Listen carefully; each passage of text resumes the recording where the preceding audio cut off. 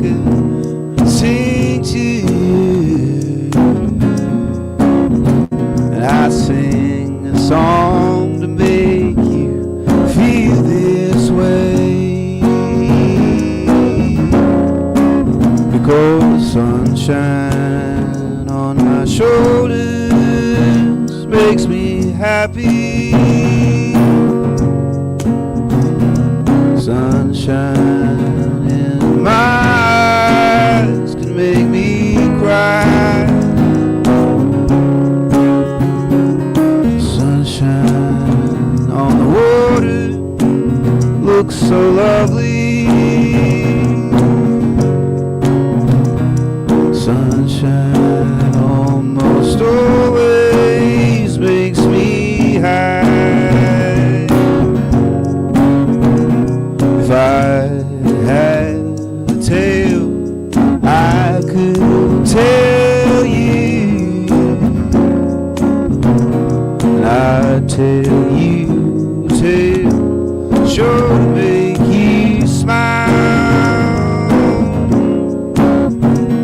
If I had a wish I could wish for you, I'd wish for sunshine all the while. Sing with me. Because sunshine.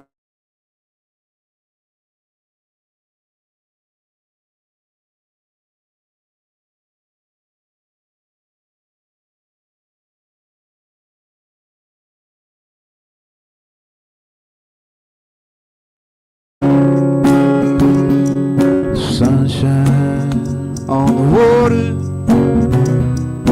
looks so lovely. And almost always makes me high. One more time. Sunshine almost always makes me high. Welcome, everybody. Happy Sunday. Happy Mother's Day. Good morning, everybody. Happy Mother's Day, and to everyone else. It's good to see you here. Thanks for being here. And I want to say, before anything else, I want to just say a special hello to those out in the virtual world, especially out there in Colorado and Oregon and California and Fallbrook even. Where am I forgetting? Some places out there. Anyway, wherever you are, we're just thrilled that you're joining us there. And then for you guys here, it's great having you here. So I think I'm going to wait a moment and do the announcements before we acknowledge our mothers. And we are going to acknowledge our mothers, absolutely. But we'll do the announcements first because I know sometimes people take the late bus.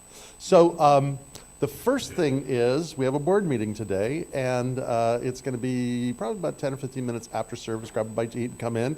And everybody is welcome to our board to see it's the most exciting thing we do all month.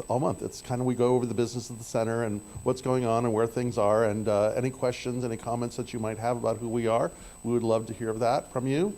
I'm starting a monthly New Thought in the World conversations, and it was supposed to be 2 weeks ago, but 3 weeks ago, whenever it was that I was supposed to be, that I was not feeling well. Anyway, we didn't do it then, but we're starting next Sunday. And what this is, the principles of what New Thought is, what our teaching is, and how is it relevant in any of the current events that are happening in the world today. So an opportunity just to kind of check that out, have a conversation about it. So that's going to be happening. I'm excited about those. On other Sundays, we have, and that will be May 25th, will be the next one, is the continuing a book study on Living the Untethered Soul by Michael Singer. I don't know if you guys have ever read that book. If you know, well, those of you who are in the book study have read the book. It's really a good book. So anyway, that continues, and that's starting to happen. On Sundays, the 28th at 6:30, Wednesday that's 26th, 28th, at this is like an eye exam.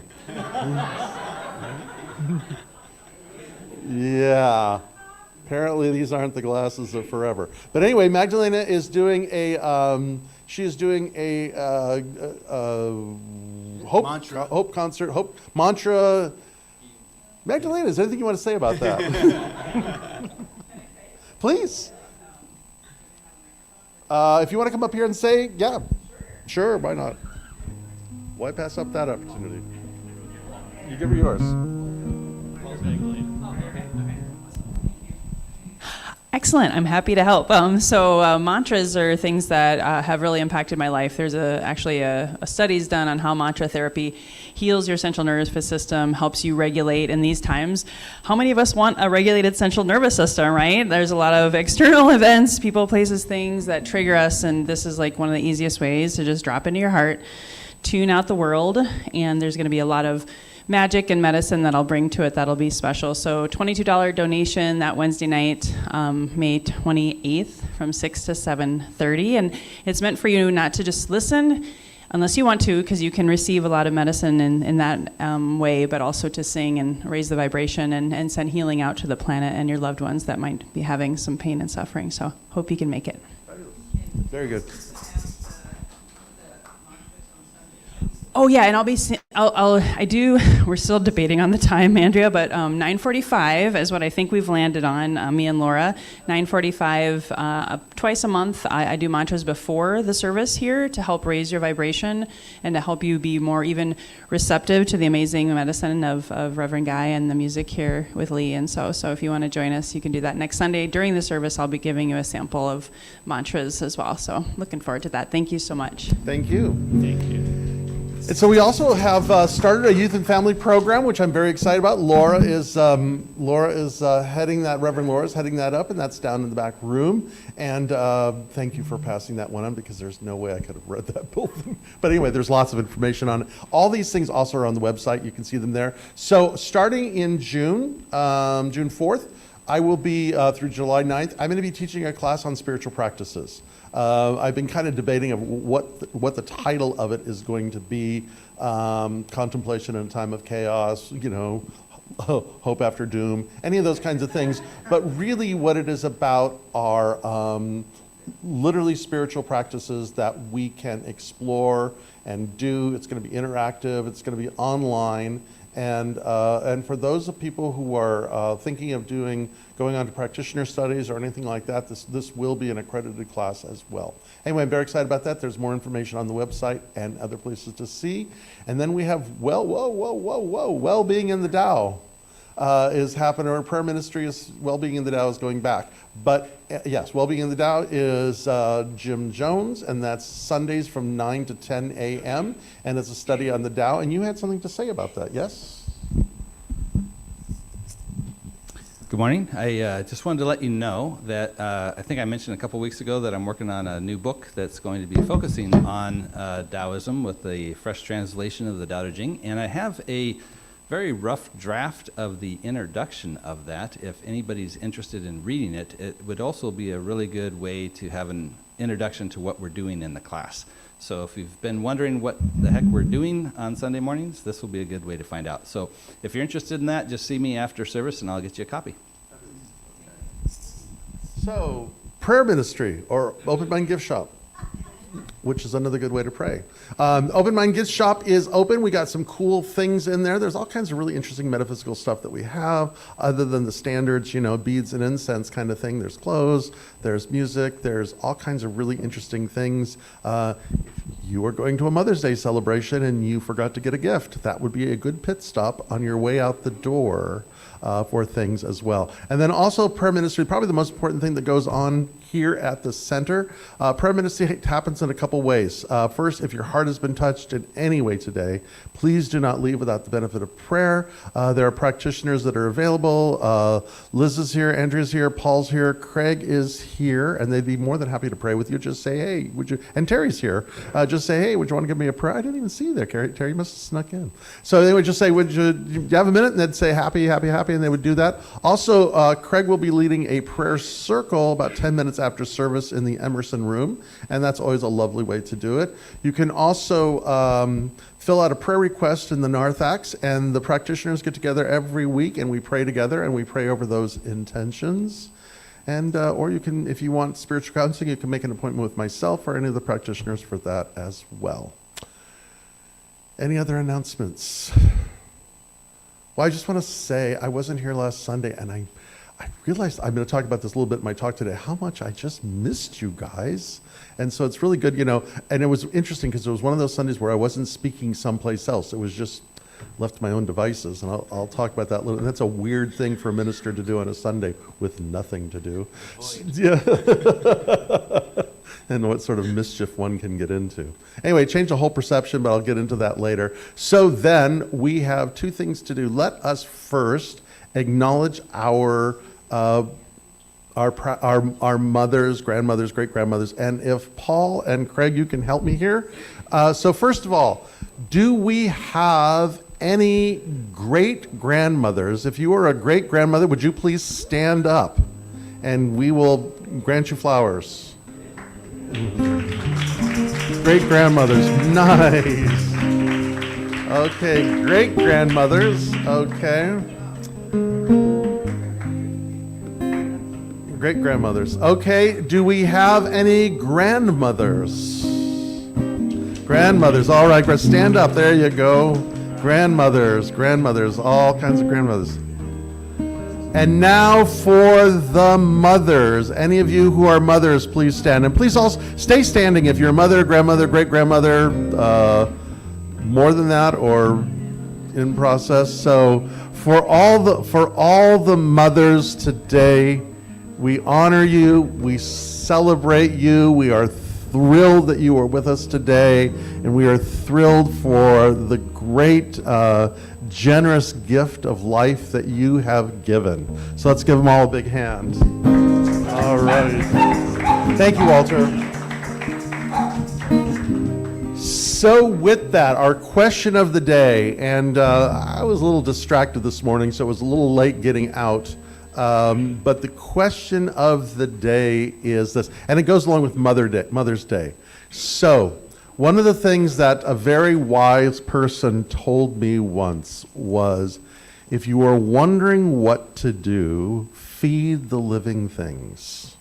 Feed the living things. So here's the question. What are the living things that you are feeding? What are the living things that you are feeding? Jim, you want to give it a try? It's okay. Yeah, of late, I've really been trying to focus on my interpersonal relationships. So that's probably the key thing that I've been working on, trying to grow. Fabulous. Perfect. How about you, Lee? I would say I'm always constantly reminding myself to zoom out. So my initial reaction to the question was evolution. Everything is, all life is just, all living things are a part of this ongoing evolution from the very first movement to now. So in any way I can do that in a positive way, and usually that means something along the lines of feeding, what we'd call our better angels, or the artistic creativity, curiousness. Cool. Craig, how about you? Thank you. To me, it's the ones I love, and the other thing is the things that are my dreams, the things that really have value or motivate me to maybe make a little extra effort. Very good. Okay, so let's put it out here to the group here. Anybody, hands up if you've got, what are you feeding?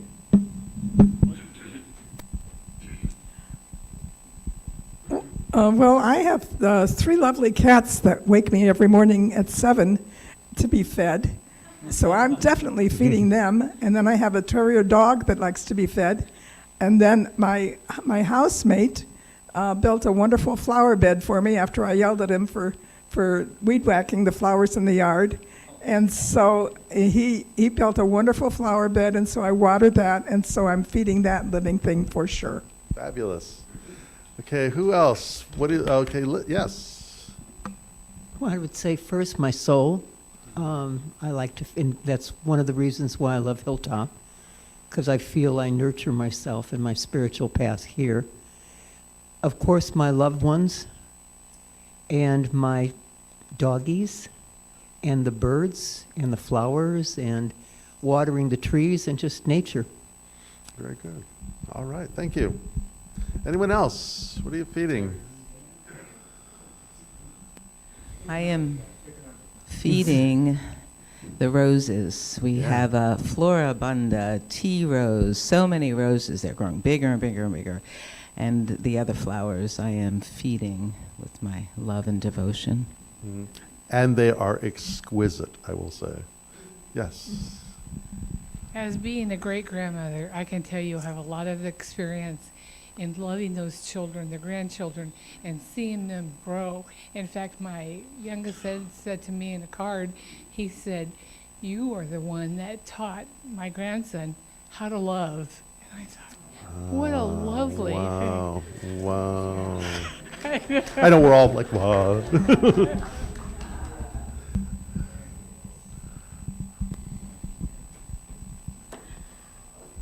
In addition to feeding the people and the animals and a new vegetable garden outside, I'm taking little grounds of my coffee and putting them out there. But the bigger thing is feeding hearts, feeding my writing, looking where my energy goes, and feeding consciousness is what I would say. Being just aware of what's going on moment to moment. All right, thank you. Anyone else? What are you feeding? I guess I would say I'm feeding the life of others. I recently moved into it's a 55 and older housing. I was one of the first ones to move in. And since moving in, I've done all kinds of things to get people to know each other. And one of the neatest things recently was upstairs we have puzzles. So I introduced this one couple, they just moved in, didn't know a soul in Fallbrook, to the puzzles. And then another couple comes in, they didn't know each. Those two couples have become the best of friends. And that's what it's all about, and I enjoy doing it. Fabulous. Fabulous. Anyone else? Anyone else? Well, let's give everybody a big hand for that. Thank you so much. All right, so that brings us to Craig, who's going to bring us into our time of contemplation and reading and prayer. Thank you, Reverend Guy. Well, good morning and welcome to Hilltop Spiritual Center. You know, my name is Craig. I'm your practitioner in service. And let's begin with a prayer. So however you attend to your internal world, to go inside, perhaps closing your eyes, and just realizing this thing called your body, it's your temple. So let it relax. Let your shoulders soften. Feel yourself really supported on your seat. Even your feet connecting with terra firma. Really the mother, right? This planet, this earth is the mother. And then allowing yourself just this beautiful breath that is infinitely available, bringing into the lungs, to just the fullness of capacity. And I always like to release with maybe like a sigh, letting go. So we just let go of whatever brought us here, whatever's been in our minds, and we just arrive at this perfect moment, this gathering. How beautiful it is on a Mother's Day to be together and to know that we come together in the presence of that which is all, that divine presence that is both feminine and masculine, is beyond gender, beyond any sort of measure of time or space, just infinite, measureless, glorious. It is here now. It inhabits all space and time, and as said, just is transcendent. It is good. It is certainly that which nourishes, which is love. It is certainly that which imagines and creates, which is just an infinite intelligence. It is all things good, and we honor it. We welcome it. We turn our awareness and recognize that it is here, and we recognize too that it being all that we are a part of it. We celebrate and accept that we are inseparable from it, even when we think, feel, or act otherwise. And so we think, feel, and act right now in this moment, knowing it is the essence of our being. And we also recognize and give thanks that it is unfolding today as we gather together. There is power in coming together that resonates and reverberates and reflects in the words of Reverend Guy, his inspiration of mind and heart, that we are touched and inspired. And certainly in melody and music and song and rhythm and the blessing of Lee and Jim. So for all of this good, as it just moves, inspires, and makes a difference in our life and blesses us, I know that we...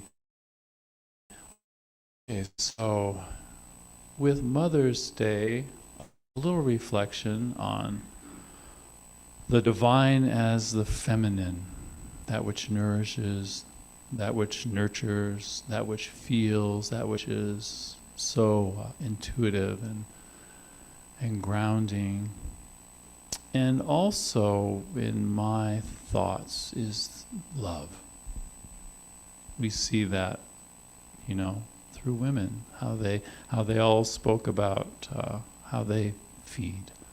And so the poem I selected is a communication about perhaps the love of the divine, which is unlimited and relentless and completely inclusive. When we feel that, how that shifts and changes us, perhaps from a sense of being separate and even dissolving into that divine essence. So it's called Intoxicated by Love. Because of your love, I have lost my sobriety.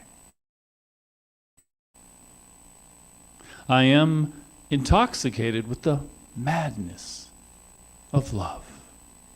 In this fog, I have become a stranger to myself. I am so drunk, I've lost the way to my home. In the garden, I see only your face. From trees and blossoms, I inhale only your fragrance. Drunk with the ecstasy of love, I can no longer tell the difference between drunkard and drink, between lover and beloved. And so I invite you to just take those words in, take in the idea of love, the idea of the divine, of the mother, in all of its forms. Contemplate it and go with it.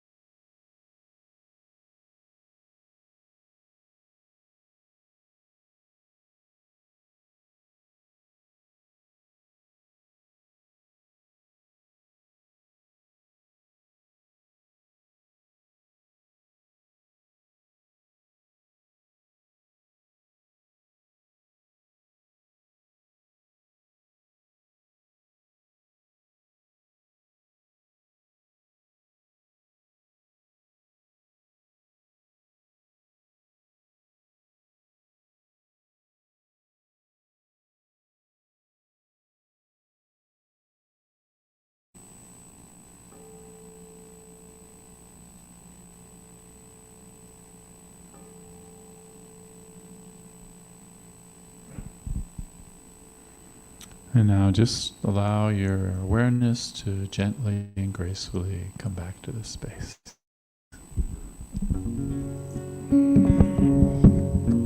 So I'm going to play a song by a virtually unknown artist that I met at an open mic locally here in town, actually down in San Diego.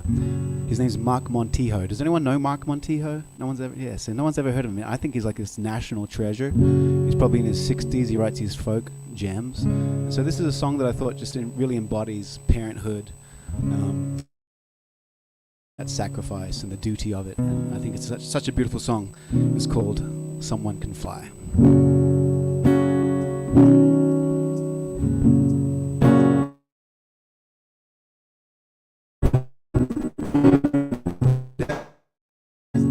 He made saddles.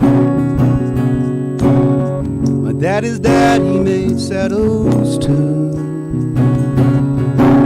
My daddy, he made parts for airplanes that he never flew.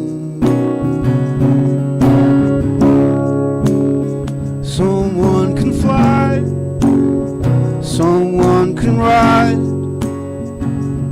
because someone lived a simple life with pride.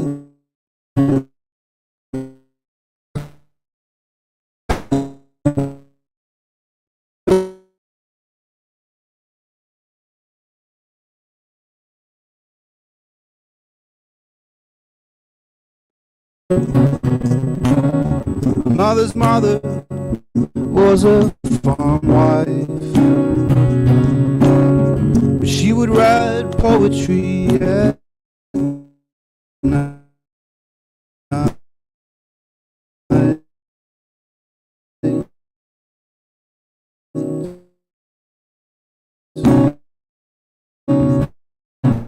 Someone could fly, someone could ride, 'cause someone lived a simple life with pride.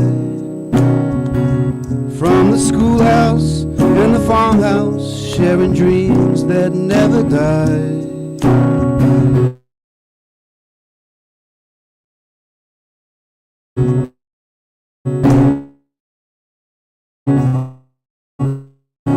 My father's family crossed the river. My mother's family crossed the sea. All the hopes and dreams they brought with them now have passed down onto me. Someone could fly, someone could ride, because someone lived a simple life with pride. And in this country built by immigrants, we struggle to get by. So someone could fly. And in this country built by immigrants, we struggle to get by. So someone can fly.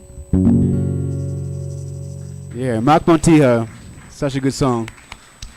Please welcome our Reverend Dr. Guy Williams.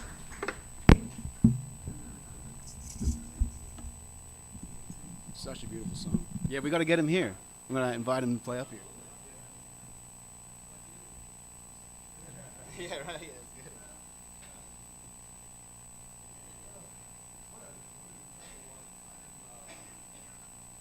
Am I on? There I am. I'm really on now. So what an incredible line, that idea, you know, in a nation built of immigrants that struggle to get by so someone else can fly, you know. I've actually had that thought all week.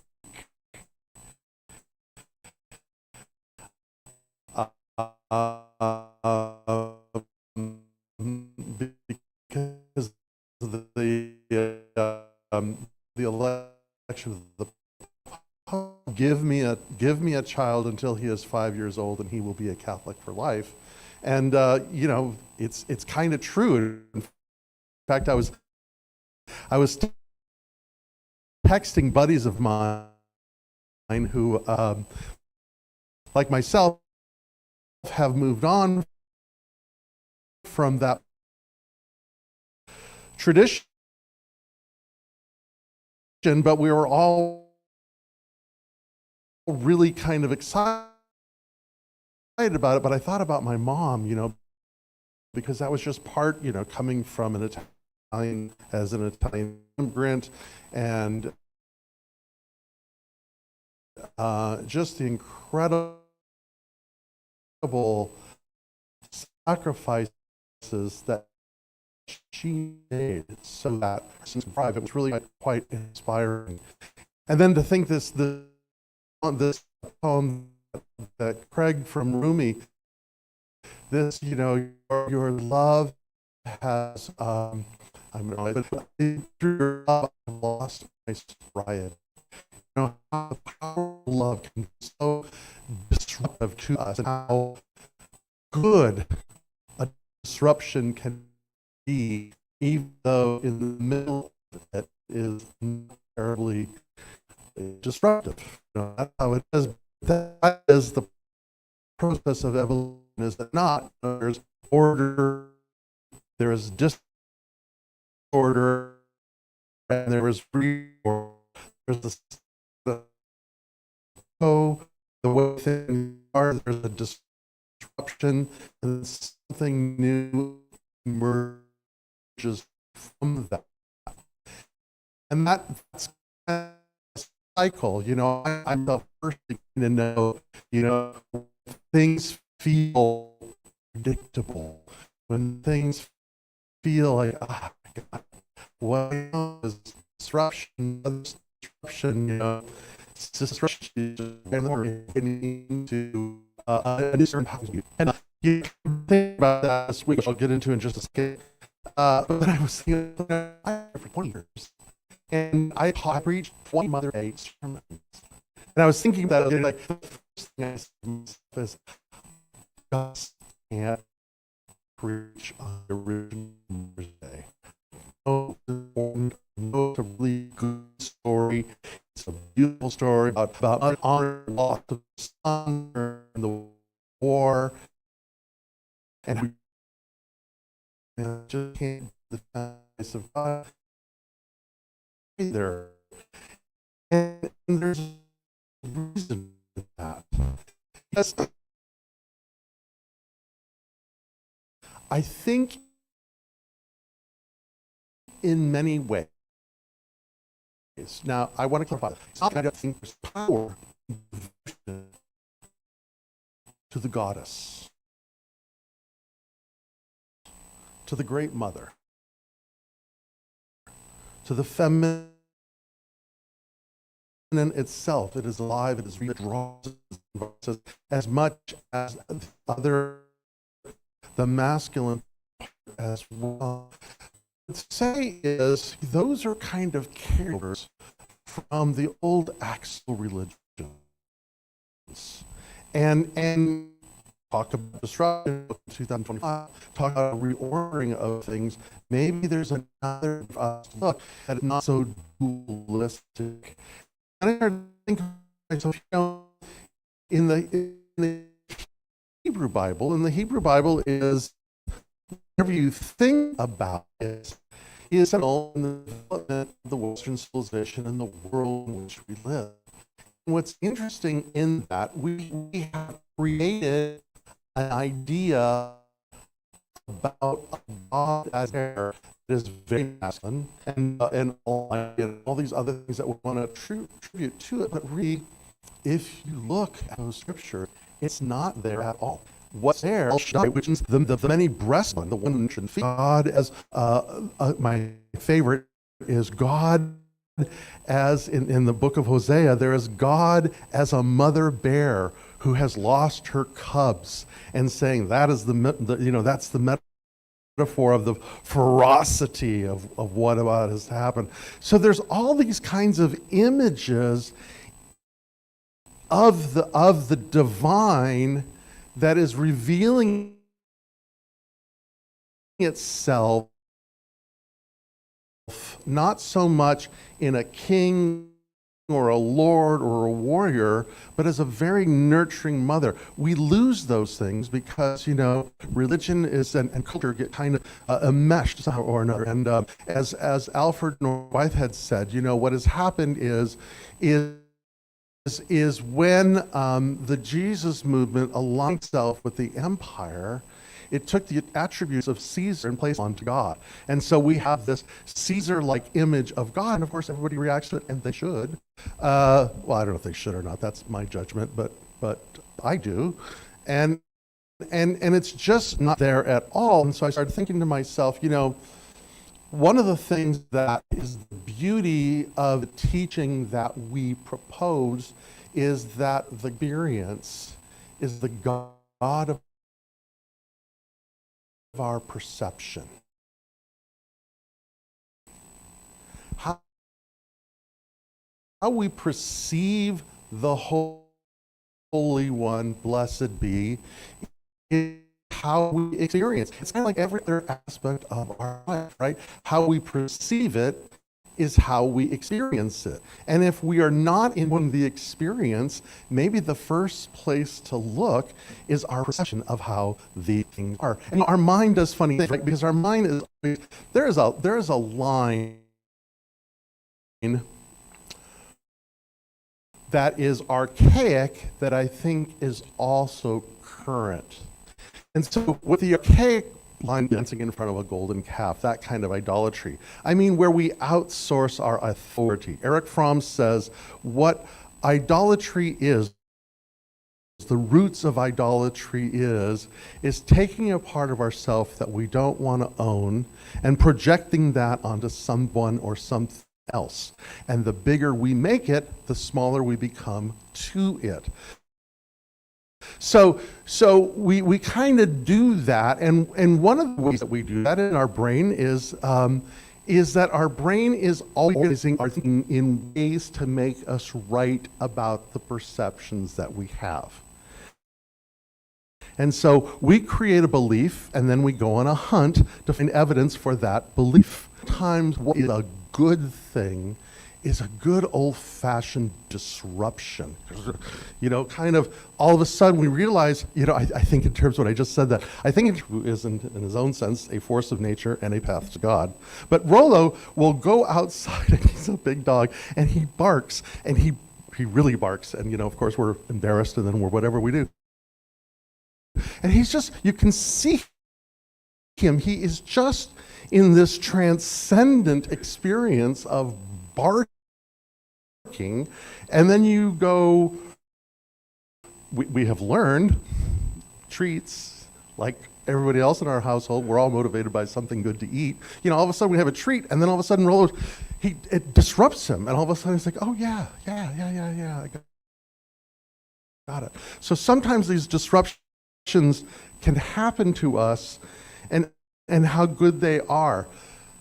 But what I want to go back to, and where I want to take us as sort of the touchstone into what I really want to talk about today, is that whether it is the Hebrew Bible or the Bhagavad Gita or whatever book it is, but I just want to play right now with the Hebrew Bible, just for the sake of a conversation, is the mystical element goes beyond male and female. In Kabbalah, in the Tree of Life, the highest point is Ein Sof. Ein Sof, which is just that which is. The Holy One be blessed. Period. No gender, no nothing, incomprehensible, and approachable. There's one story of a man rather interviewing Mother Teresa at one point in time. And he actually says, what do you do when you pray? And she said, I listen to God. And And then he said, what does God say? He said, he listens. Yeah, he listens. So that kind of thing is, I think, more kind of interesting sort of place to go. Where I would with though is events that have happened recently, more than 11. As some of you may know, my stepfather 2 weeks ago had a pretty serious stroke. In the point where it has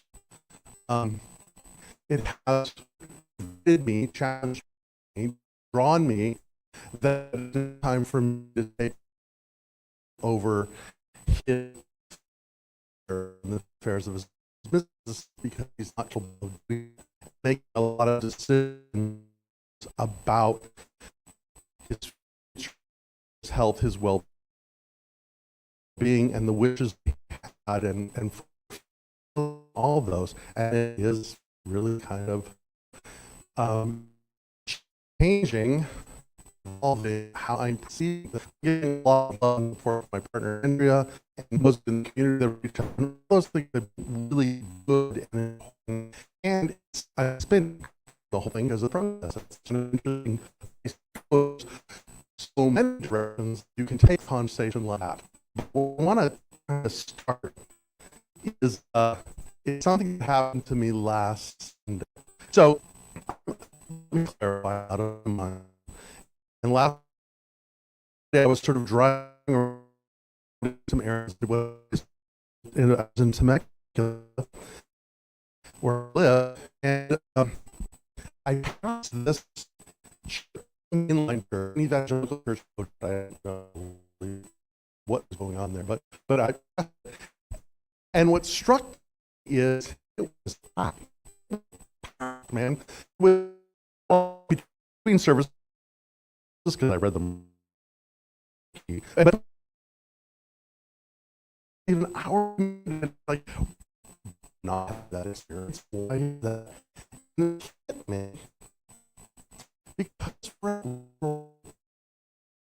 ourselves.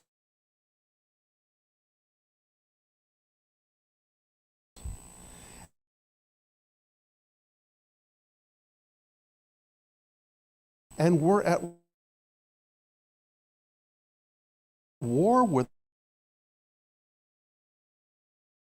ourselves. For stories we tell ourselves, maybe it's time to let go of. And three things in particular, 3 words in particular, that possibly going to trigger you.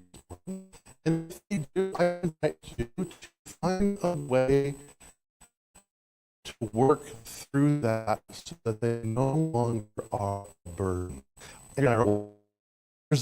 There's 2 characters in it. There is a woman named June who was a handmaid or a slave to another woman named Serena at the very first episode. And they have a battle, but something that Elizabeth Moss, who is the main character and producer of the show, says that if you think about The Handmaid's Tale, there's a love story between Serena and June.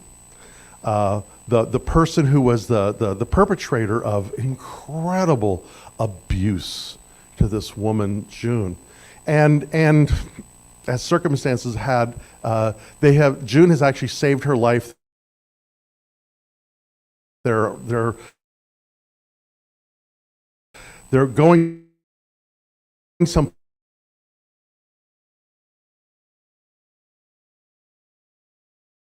and she says, I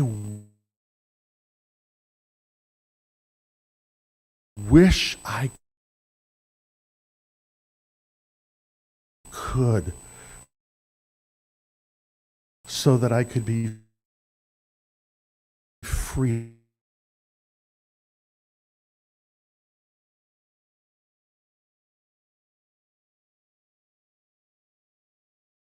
They are like anchors. They are like, balls and chain around us. Even if you think of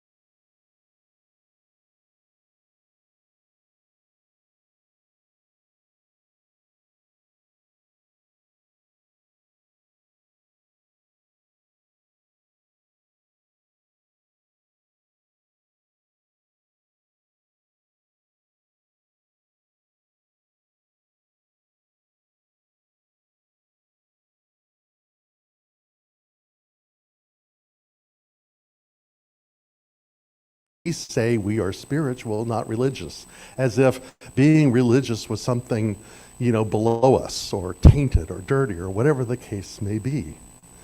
But maybe not. Maybe this is a word that is an anchor that could be rehabilitated because it limits our experience or our expression. So, knowing you guys, I know immediately that you guys are going to Robert Bella's book, Religion in Human Evolution, where he says that the roots of religion can be found in primates. That really what religion comes down to from the ritual part, it has nothing to do with a deity as much as it has to do with a relationship to the earth itself. What he says is this, he says, the earliest religious rituals were cosmologically embedded celebrations of the cycles of life, death, and rebirth. These ritual celebrations were not based on beliefs in supernatural beings, but on deep perception of and desire to participate in the rhythms animating the plants and animals on the earth and the shining orbs in the sky. In other words, as Pierre Teilhard says, religion operates as a way to facilitate our sense of connection as opposed to our sense of separation.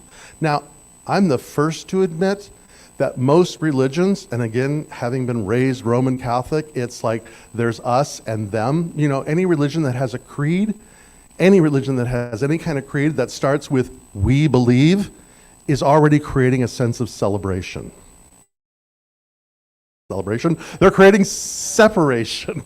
So, I'm the first to say what that looks like. I've had personal experience to it, but it is more about the idea of participating in something that has more to do with ritual and celebration. What Bella says is it's really foundational in play, because in play, there is a movement away from top down, but more engagement. In play, there is a greater sense of intention and attention. In other words, there's a sense that it creates a level of empathy. So to say that we don't want something that we're trying to create, even though we don't call it that, is kind of crazy making, don't you think? And really, if we're hung up because of the word, or we're hung up because a story that we tell ourselves about the word, or even because of events that happened in our life, if they are still enslaving us, if we are still indebted to any aspect of our past that limits our operation to move forward, instead of being, maybe it's a time of reconciliation. And maybe what that reconciliation looks like is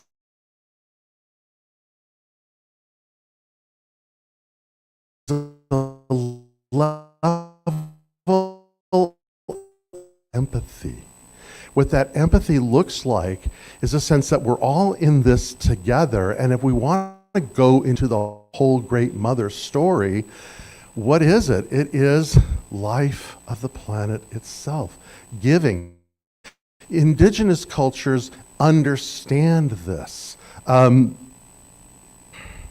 David Bohm, who was a contemporary of Einstein and one of the founders of quantum physics, writes this. He says, "Religion grows out of the soil of collective ritual. Religion is not primarily something you merely believe in. It's something you are and do.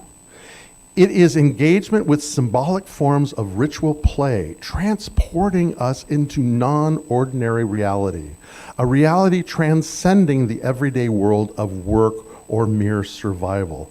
As human beings and societies, we seem separate, but in our roots, we are part of an indivisible whole and share in the same cosmic process." In other words, at the root of everything, there is no separation. Everything, everyone, everybody, every atom, every molecule, every person, everything you like and dislike, we are intimately and deeply connected to. And if you are someone like me who pompously, wants to preach about one thing or another, but I am still at war with something else, how can that happen? Carl Jung says we can only take people as far as we've gone ourselves. So if I am limiting myself because of a story, then how can I possibly envision something greater than the perception that I hold about it, right?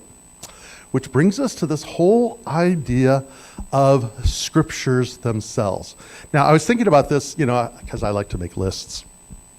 What would I consider my sacred scriptures? So the first one would probably be Lord of the Rings. The second would be the Bible. The third would probably be the Bhagavad Gita. The fourth would be probably Moby Dick. And then it goes on from there. But those would be the ones, because scriptures are not manuals. They're not how-tos. When I was in college, I got this, when I was right out of college, I got this VW van. For those who know, I sold my Karmann Ghia so that I could buy a VW van, and then spent a year every weekend with the Idiot's Guide to Volkswagen Mechanics fixing the doggone thing, because and so that was a manual, that was a how-to, that's how you fix things. That's not what scripture is. Scripture is not how you fix things, how you do things, how you eat things, how you wear things, or how you do this. None of that at all.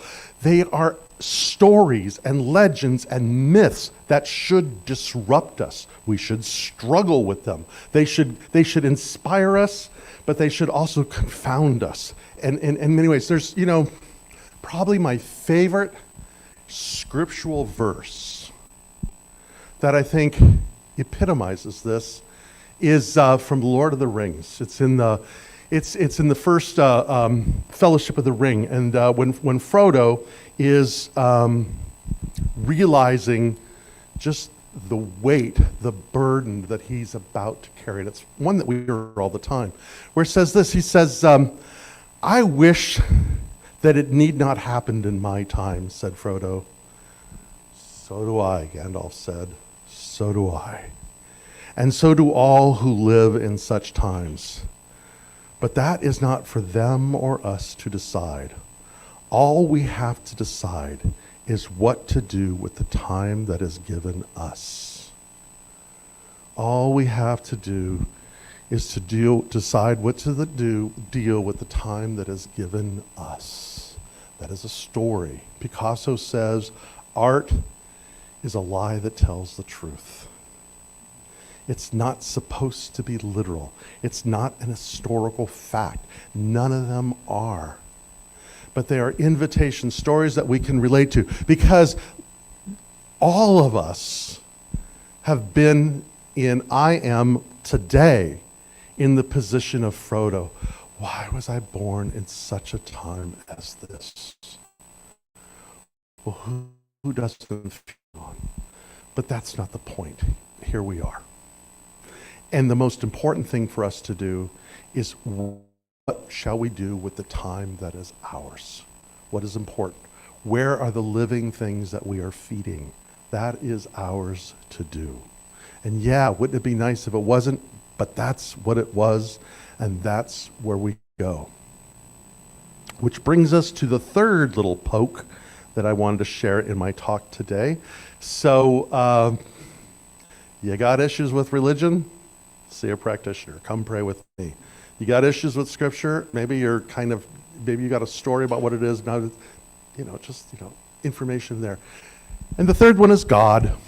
Of course, God. We don't like to talk about God. We call it this, we call it that. Interesting thing, I was reading an article in the Minister's Listserv, and apparently, true story, is that if you look in the Power of Myth with George Lucas and Bill Moyers, if you look in the interviews that they're having in his libraries, the Science of Mind text is right there in his library. And Lucas was one time asked about that and his relationship with the science of mind and spirit, and he said, "Where do you think I got the idea from the Force?" Yeah, interesting thought, huh? Yeah, kind of cool. So yeah, we can call it the Force, we can call it this. It doesn't matter what it is or how we go to say it. But again, something that the 12th century Meister Eckhart says, you've heard me say this before, is, in time, our greatest obstacle to God is our belief in God, right? The thing that we want to be certain about is the least thing that is certain in our whole perception of things. And so, again, what we keep trying to do is we keep trying to get images of God that go back to the Axle Age and impose them here in 2025. And pro tip, they don't work. They don't work. It's something else. They lead to duality, they lead to separation, they lead to top down, they lead to misogyny, they lead to you name it, however, whatever the case may be. But maybe there's something else. Again, the 12th century Meister Eckhart says this. He says, when I seek God with something on my mind, the best I get is the something that I had in mind. When I seek God with something on my mind, the best that I... And maybe, and this is kind of where I'm playing as I'm developing this class on spiritual practices, it has more to do with Mother Teresa listening to the listening, developing the skill just to turn the volume down enough to be present to the thing that it is. And I think in terms of experiences that I've had in my life, the chapters that I've had in my life, when I was younger, when I used to surf, when I was younger, when I used to ride horses, when you do those kinds of activities, when you spend hours sitting on the back of a horse or sitting on a surfboard, something happens in how you're looking at things. Or if you are out walking in the country or walking your dogs, something happens on how you begin to see things. When I used to have my motorcycle and I used to ride that, it was a one-point meditation. Something happens and you begin to perceive things differently. So it's about creating the skills and the practices that allow our mind to begin to become open to something that is there all the time. When I used to teach in Mexico, it was really interesting because, one of the principles that we teach is something called visioning. And visioning is completely foreign in Mexico because they don't have a word for it as it is. But what they have more of is the sense of attuning, like a radio, like a ham radio. You turn the dial until you get the signal strong. And the development of spiritual practices is that. It's learning to turn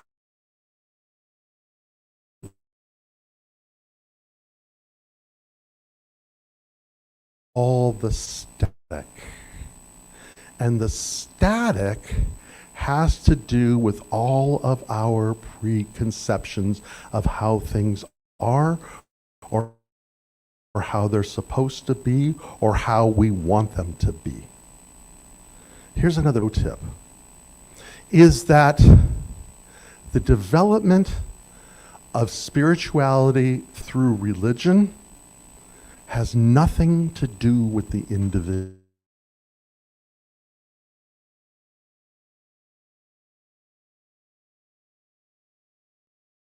An act.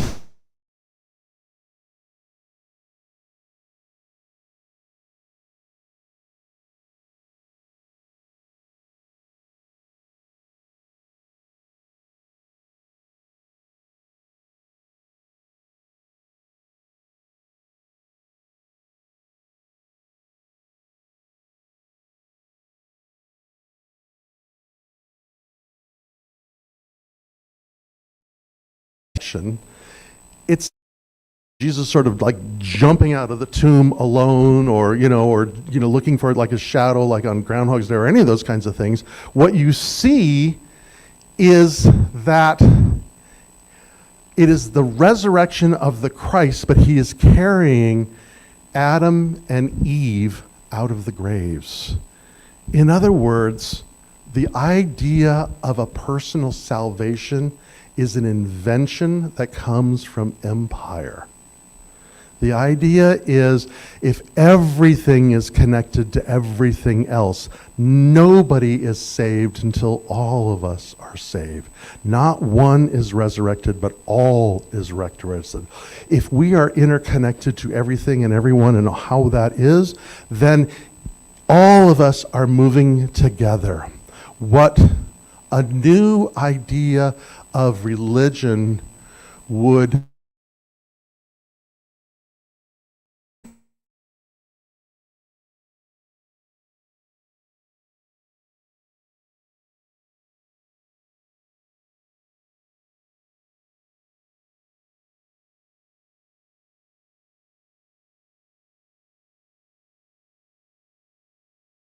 self-aware through us. We are how an intelligent universe is becoming conscious. That's you and I. Every thought, every perception that we have is how all creation is waking up to it. And if we are dragging around balls and chains and indebted to stories or events or whatever we call ourselves in the past, that is how the universe is waking up. And then we wonder why we are in the place that we are today. Old grievances, old ideas, old things that are archaic and don't further evolution. And you and I, what is ours to do with the time we have left? The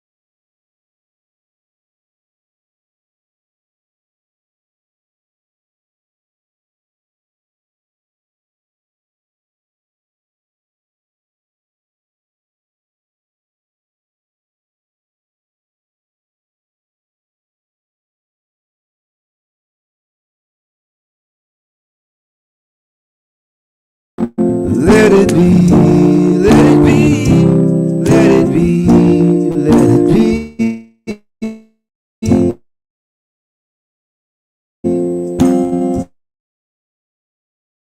Whisper people living in the world agree there will be an answer, let it be. For though they may be parted, there is still a lens that they will see. There will be an answer, let it be. Let it be, let it be, let it be, let it be. There will be an answer, let it be. And when the night is cloudy, there is still a light that shines on me. Shine until tomorrow, let it be. I wake up to the sound of music. Mother Mary comes to me, speaking words of wisdom. Let it be, let it be, let it be. Whisper words of wisdom, let it be. One more time. Let it be, let it be, let it be, let it be. Whisper words of wisdom, let it be. Beautiful. Thanks, Walter.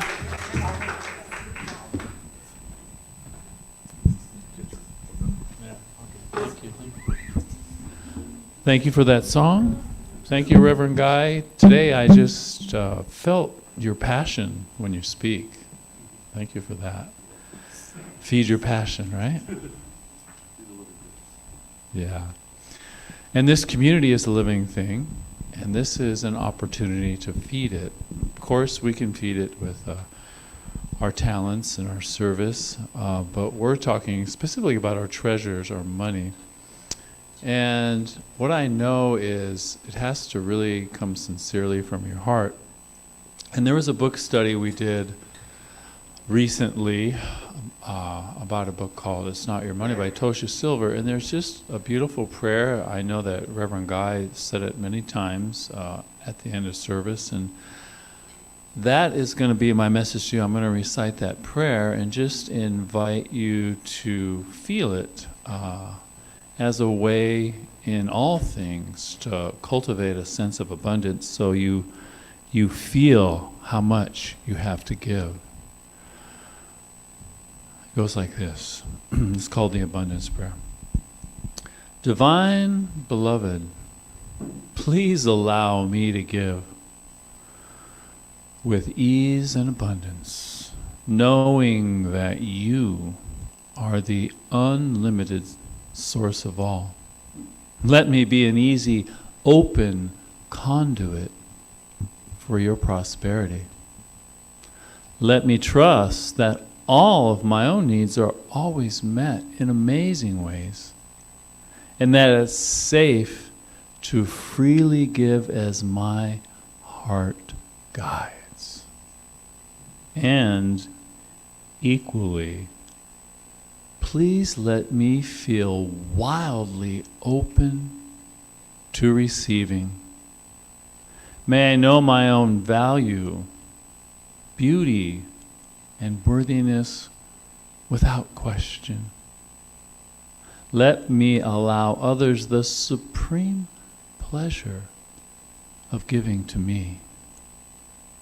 May I feel worthy to receive in every possible way. Change me. Change me into one who can fully love, fully forgive, and fully accept myself, so I may carry your light without restriction. Let everything that needs to go, go. Let everything that needs to come, come. I am utterly your own. I can no longer tell the difference between lover and beloved. All is well, and so it is.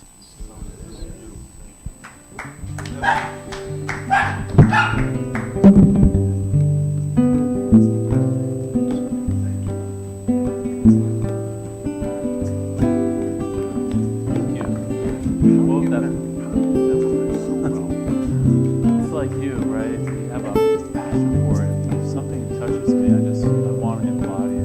So I don't have to feel the separation. That's incredible. Yeah. I wove that last line of the poem into too. Yeah. You keep on coming through, coming through, coming through. People coming through, coming through, coming through. People like you. Sometimes I change it to suit my articulation. Did it work, Paul? It did. Fabulous. Yeah. So we have a Venmo code there. If you forgot your checkbook and you want to, you can just hold your phone up there and, yeah.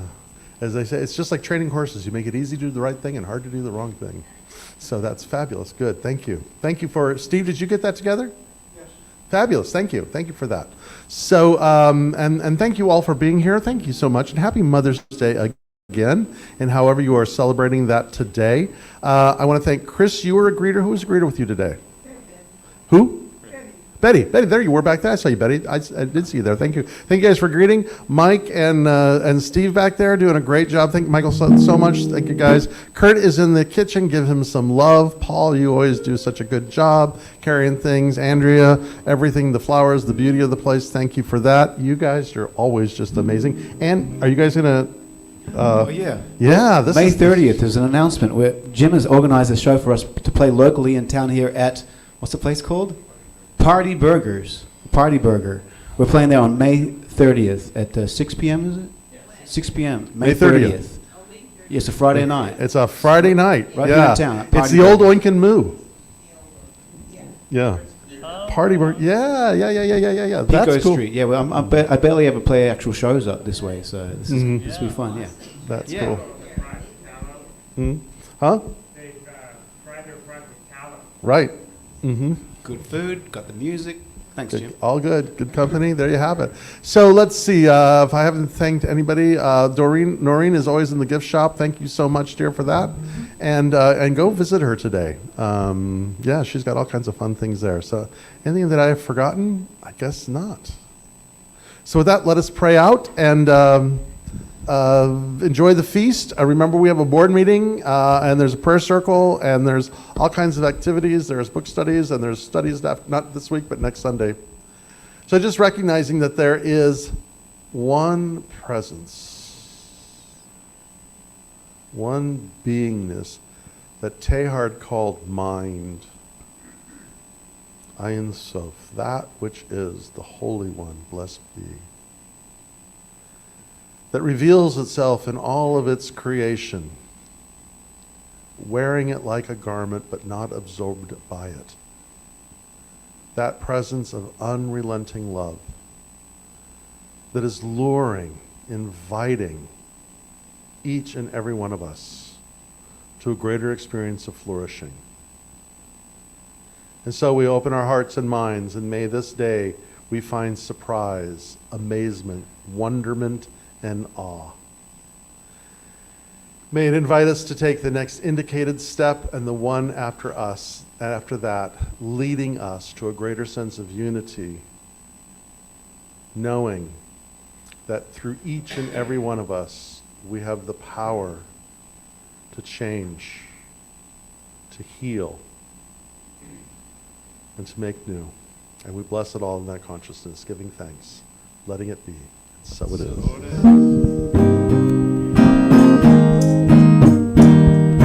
When it's not always raining, every day is like this. When there's no one complaining, every day is like this. And everything falls into place like a flick of a switch. My mama told me every day is like this. When you don't need to worry, every day is like this. No one's in a hurry. Every day is like this. When you don't get betrayed by that old Judas kiss. mama told me there'd be days like this when you don't need an answer. There'll be days like this when you don't need a chance. There'll be days like this and all the parts of the puzzle start to look like they fit. And I must remember there'll be days like this when everyone is up front and they're not playing tricks. When you don't have no freeloaders out to get their kicks. Nobody's business the way that you wanna live. I have to remember there'll be days like this. No one steps on my dreams. There'll be days like this when everyone understands what I mean. There'll be days like this when you ring out the changes of how everything is. Well, my mama told me there'll be days like this. Na na na na na. There'll be days like this. Na na na na na na. There'll be days like this. My mama told me there'll be days like this. I said my mama told me there'll be days like this. Happy Mother's Day, everybody. Thanks, Jim Jones. This Van Morrison, you got it. So good.